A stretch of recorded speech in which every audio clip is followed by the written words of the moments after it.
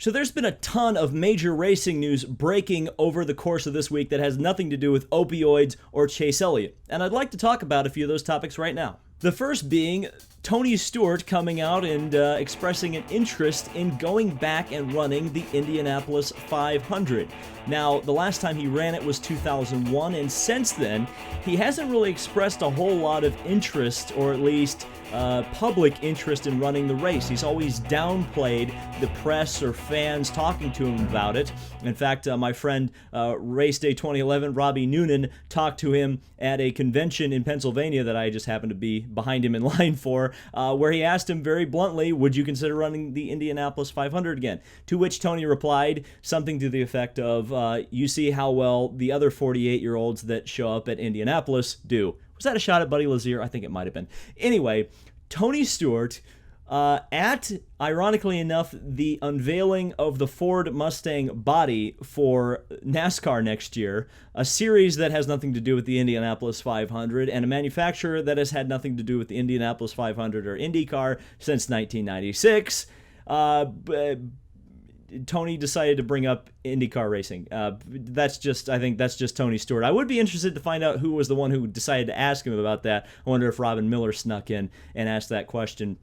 But yeah, Tony was pretty blunt in the fact that he seems pretty interested, or at least he came off as interested, I should say. He came off as more interested than he has been in the past. And he even said, yeah, I'd like to run it, but I'd like to run it right. In fact, the quote that seems to have a lot of people up in arms is the fact that he said, I don't want to be a sideshow like Danica was this year. Now, of course, everybody knows that Danica was fairly competitive in the practice and qualifying leading up to the race. Unfortunately, in the race, she wasn't very competitive.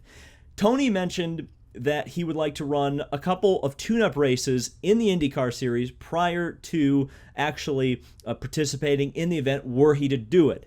Now, Tony has been involved in IndyCar racing recently. In fact, he's been involved with both of Jay Howard's efforts with the Schmidt-Peterson Motorsport team in 2017 and 2018. So he stayed somewhat at an arm's length, but he stayed close enough that it's still pretty apparent that he has passion and interest in the event. Now, there's a lot of moving parts here. Where would he drive? Or especially, where would he drive if he's looking at running a couple extra races? Well, the first thing a lot of people have said is Team Penske. Not only does Team Penske, or is Team Penske willing to put extra drivers in the cars for extra races leading up to Indianapolis when they're not a full-time driver. Just look at AJ Allmendinger for an example of that. And also, more recently, Juan Pablo Montoya in 2017 when a fifth car was run to bring Montoya into the field. And then last year, or this year I should say, last Indy 500 for Helio Castroneves, where he ran the Indy Grand Prix as well as the Indianapolis 500 and also got a full test day at the Barber Motorsports Park.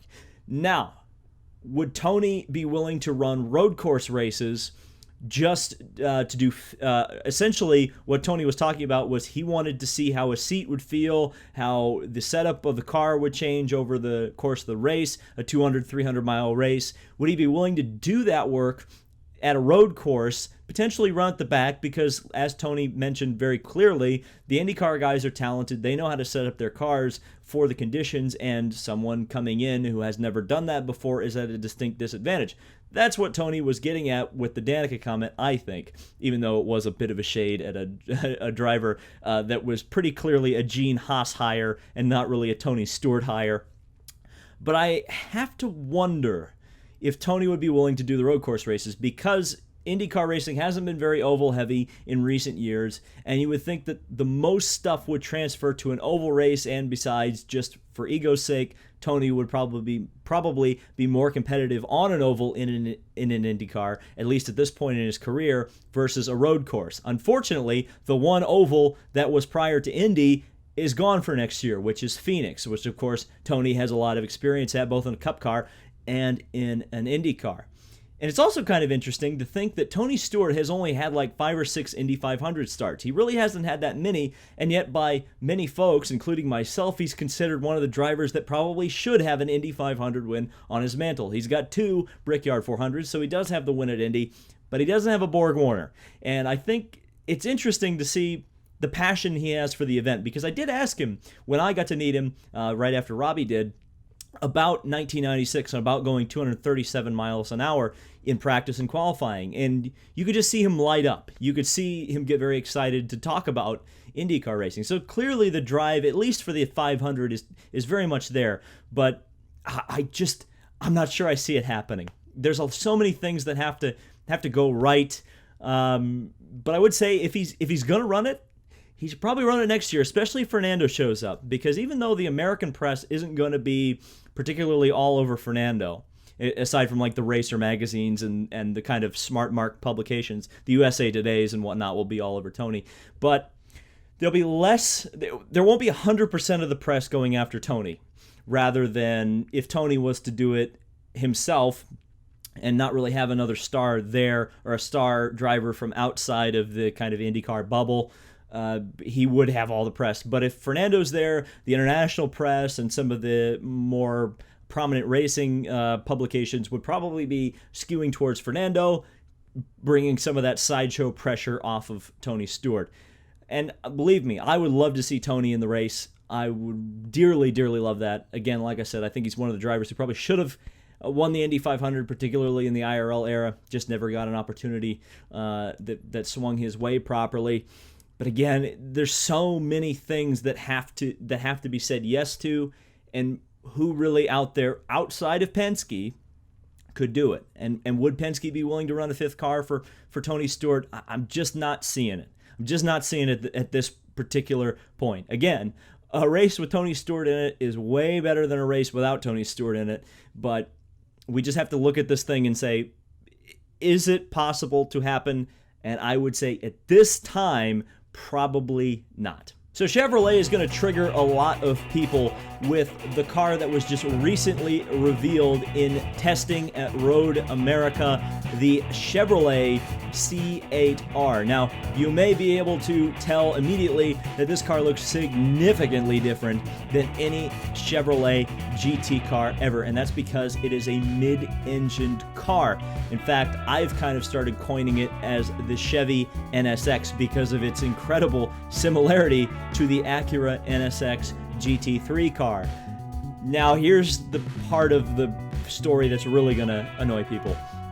Despite the fact that the car is no longer front-engine, I think people could probably get over that fact. It's obvious that the Ford GT is a car that is incredibly dominant right now in Imsa competition, and that's probably because of its mid-engine design. We also saw Porsche go to a mid-engine design. In fact, Ferrari has always had a mid-engine design, at least in recent years.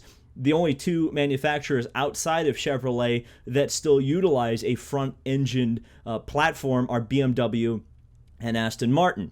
And those are the cars at the back of the GTE field. So I don't blame Chevrolet for doing that. I don't think many of their fans would blame Chevrolet for doing that. What I think is really going to cheese people off, and is really going to get some of the Corvette fans hot under the collar, is the fact that the car is powered by a twin turbocharged V8. And it doesn't sound like a Corvette anymore. It doesn't make any noise. Or it makes a noise, but the noise sounds an awful lot like the V6 that's in the back of the Ford. There's noise out there, or there's sound of it out there on Sports Car 365, which actually broke the story of this car testing. There have been rumors actually about a Corvette, a mid-engine Corvette, probably since the 60s. I've seen people posting about this, how long back this is dated. We're finally starting to see real proof that a mid-engine Corvette is actually going to happen, and it's probably going to hit the racetrack first. Now, people have made some pretty funny claims to me that have said, it's a prototype because it doesn't have a road car yet. What have we been teaching our children? What have we been teaching our children about racing? Let me let you in on a little secret. Racing used to define the breed, aka the things that were tested on the racetrack usually found it in the showroom, not the other way around. We live in a world of homologated racing. We live in an era of BOP, and believe me, we're going to talk about that a little bit later in this episode. But We live in an era where you have to have a road car first, and you have to have X and Y and Z number of examples of it. You have to have proof that you've sold a few of them. You have to have proof that haven't been building the race car in secret to be able to bring the race car to the track. All this silly stuff. But ultimately, I want to see racing be the way that it used to be, which is a test bed for the automotive industry. And what a better endorsement of what Chevrolet is doing with their road car program than to take a car, essentially take what Ford has done, and take a car that they're developing, or an idea that they're developing, make it a race car first, see if it works, work out some of the kinks and the bugs of at least handling a Chevrolet Corvette that is mid-engine on the racetrack, see if it works. And if it doesn't, you can always go back to the old car, I suppose. But I like this. I really do like this. I think it's going to really upset the Corvette fans. It really is. Anybody who likes the Corvette as they are now are really going to be upset by it. But at the same time, and the people who are just like all about that BOP, the people who love the manufacturer competition are going to be really upset about this. But to me, seeing Chevrolet and Ford develop their road cars in racing car classes, that's A-okay for me. I don't care if it's a GT class technically and people are running prototypes. Technically, they're prototypes in the sense that they're not on the road. It's not prototypes in the sense that they're actual sports prototypes. We've actually changed kind of the vernacular in racing to kind of fit what a prototype race car is. These are actual legitimate prototypes, I should say, like showroom prototypes. Like they went to the GM Design Center and they said, that car looks like an interesting concept, and then they brought it to the racetrack. I like this. But again, people are going to be really, really mad about the sound. It was announced recently that Daniel Ricciardo is moving from Red Bull to Renault. Now, this came on the heels of an announcement that Red Bull were going to be supplied with Honda engines next year, bringing the Honda count in F1 to 2 teams, 4 cars, all coming out of the Red Bull stable. Of course, Toro Rosso currently utilizes the Honda power plant and actually got a 4th place at Bahrain with Pierre Gasly. I can't remember the last time Renault got a 4th place, and that is kind of my idea with this, is that I think Ricciardo is making an Alonso-level mistake career-wise. Now, do I think that Renault is going to be absolute dog doo-doo next year? No, probably not. They are now going to be the de facto best team with the Renault power unit. The problem is that I fear that the Renault power unit is going to be the worst power unit on the track. So with 2 Red Bull teams, essentially 4 cars all working in the same development direction, I very much doubt that there's going to be much info withheld between Toro Rosso and Red Bull proper throughout the season. So I would say that they're going to have their stuff pretty locked down, and Honda-powered cars next year are going to be pretty potent. And the Renault cars, the power unit just has not been very good in the hybrid era. Now, the Renault team next year will be Ricciardo and Nico Hülkenberg. That is a very good team, a very strong driver lineup. I would love to see a 4th team really come up and challenge the Red Bulls, Mercedes, and Ferraris. And if it's Renault that manages to do that, more power to them. But I think Ricciardo is making a big-time mistake in his career. But we're just going to have to see how that plays out. Oh boy, this is the big controversial one. Okay, so Imsa has pretty much decided to kill their prototype class with what they are calling the P2 DPi split. Now, if you're not aware, both Daytona Prototype International cars, which are your Cadillacs, your ESM Patron cars, your Mazdas, are able to race side by side with World Endurance Championship classified LMP2 cars. Those are the cars like the Oreca that's run by Core Autosport, the Ligier that's run by AFS, PR1 Matthias in Motorsports, or the Riley that was run by Spirit of Daytona. Last season was run by Bar 1 for 1 race this year and then hasn't reappeared since. Or the Dolares, which don't even race here, but are the car that the Cadillac DPi is based on. Now, the Cadillac, or the DPIs, are actually P2 cars with new bodywork, new engines, and suspension pieces which are open for development. None of those pieces are open for development on P2 cars. They are very tightly controlled under the FIA World Endurance Championship regs, and this is where the rub became apparent. Teams like Team Penske with their Oreca Acuras, which again, remember, it's a P2 car with new bodywork and a new engine and suspension bits, started complaining about the balance of performance, BOP, between the P2 cars and the DPIs, particularly after the P2 cars managed to rack up 3 wins in a row in IMSA competition. And so as a response, IMSA decided, hey, you know what, we're going to side with the manufacturers on this one. The manufacturers get their own class, DPi, and the privateers that don't want or can't afford to buy a DP will have to run in a separate P2 class. Now, there are some potential positives from this. One being that the DPi cars have kind of been under fairly stringent restrictions to try to keep them up to speed with the completely, pretty much spec but not spec P2 cars. The DPi cars may be able to go very fast, may be able to go much faster than the P2 cars, you would think. But then again, you look at a track like Daytona, which has a literal speed limit. No, really, look it up. It's 200 miles an hour. The insurance companies will not let any car at Daytona go faster than 200 miles an hour. Otherwise, they get a little bit annoyed with Daytona International Speedway.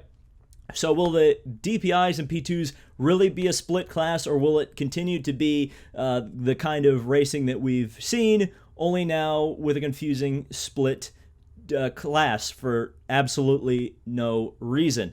Another problem with this, of course, is the fact that most of the teams that were running P2 cars were interested very much so in the overall win, racing for race victories. So much so that since this announcement, JDC Miller Motorsports, which was currently running Oreca Gibson cars, which are WEC spec P2 cars, have gone out and purchased 2 new Cadillac DPIs to race next year in the DPi category.